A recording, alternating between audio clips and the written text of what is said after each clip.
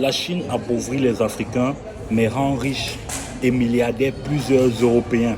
Et dans cette vidéo, je vais vous expliquer pourquoi et comment. Ceux qui sont déjà venus en Chine, et plus précisément à Guangzhou, vous avez des quartiers tels que Tonton, Xiaobei, Sangyuali, Wufu, qui sont des quartiers très connus où les Africains y restent, où les Africains transaxent. Quand vous voulez même prendre un taxi en tant que noir ici, directement le taximan va vous proposer ces trois destinations parce qu'on connaît que plusieurs Africains sont là. Différemment des Européens que vous allez rarement voir, pourtant ils sont aussi ici en Chine. Mais donc, le paradoxe arrive où on se demande comment se fait-il qu'on a une plus grande population d'Africains, c'est-à-dire on a plus d'entrepreneurs africains qui sont intéressés par la Chine et on voit peu d'Européens, mais ce sont les Européens qui font plus d'argent en Chine que les Africains. Je vous donne donc ces raisons dans la suite de la vidéo. Alors le problème ici n'est pas ce qu'on vous laisse croire. Ce n'est pas un problème qui concerne la Chine.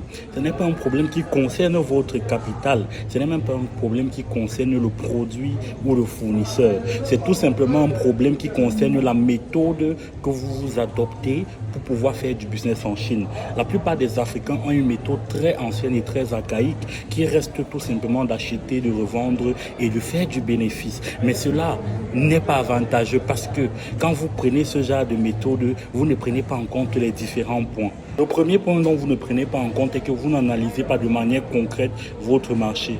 Vous achetez un produit parce que vous pensez que ça va marcher ou alors parce que vous voyez d'autres personnes cartonner et faire du chiffre dessus. La deuxième chose que vous ne prenez pas en compte sont les bonnes négociations avec les fournisseurs. Pour vous, le seul problème est de discuter le prix pour avoir moins cher que le prix qu'il vous a taxé et vous tombez dans le piège des 3 points de qualité. Le troisième point que vous ne prenez pas en considération est de bâtir une relation long terme avec les Chinois, ce qui est la clé du business de la Chine. Par contre, quand les Européens viennent pour faire du business avec la Chine, voici comment ils fonctionnent. Le premier point qu'ils prennent en compte, ils essaient de bâtir une relation long terme avec leurs fournisseurs. L'objectif n'est juste pas d'acheter aujourd'hui, mais c'est d'avoir un partenariat qui va durer pendant des années. Numéro 2 point qu'ils prennent en compte, ils ont une analyse profonde et correcte de leur marché. Ils savent ce qui marche et ce qui ne marche pas. C'est pour ça qu'ils sont prêts à claquer des millions de dollars dans n'importe quel projet quand ils décident de le faire du côté de la Chine.